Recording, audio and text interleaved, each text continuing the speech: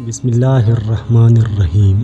Voice of مجاہد کے سب سننے والوں کو محبت و برا السلام علیکم۔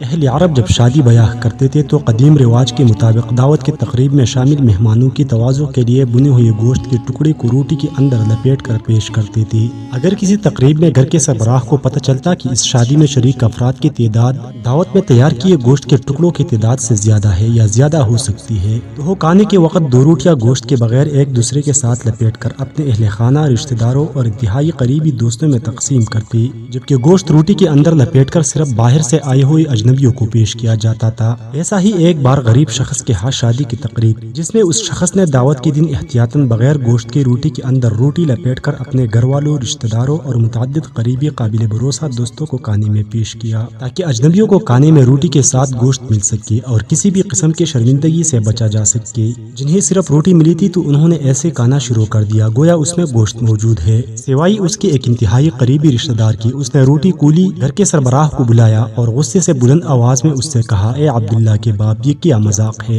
یہ تو روٹی گوشت کے بغیر ہے، میں تو آج کے دن ہرگز یہ نہیں کھاؤں گا۔ غریب شخص نے تو ہم مل سے سنا اور مسکرا کر جواب دیا، اجنبیوں کا مجھ پر حق ہے کہ میرے دسترخوان پر انہیں ہر حال میں گوشت پیش کیا جائے۔ یہ لیجیے گوشت کا ٹکڑا اور معافی چاہتا ہوں، مجھ سے غلطی ہوئی، میں آپ کو اپنے اہل خانہ میں شمار کر رہا تھا۔ اس کہانی کا حکمت یہ ہے کہ ہمارے موجودہ دور میں ہم بہت سارے لوگوں پر بھروسہ کرتے ہیں، ان کو گھر کے فرد جیسا سمجھتے ہو، یہ یقین رکھتے ہیں کہ یہ مشکل وقت میں ہمارے شانہ بشانہ کھڑے ہوں گے، ہماری پیٹھ پیچھے ہماری عزت کی حفاظت کرتے ہوئے ہر حال میں وفاداری نبھائیں گے، لیکن عین ضرورت کے وقت ہمارے اندازے غلط ثابت ہو جاتے ہیں۔ اس لیے اس بات کو یقینی بنائیے کہ کون سی روٹی کون سے بندے کو دینی ہے۔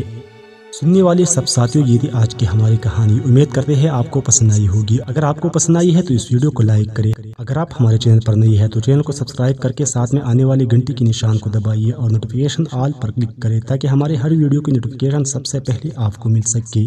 اللہ حافظ۔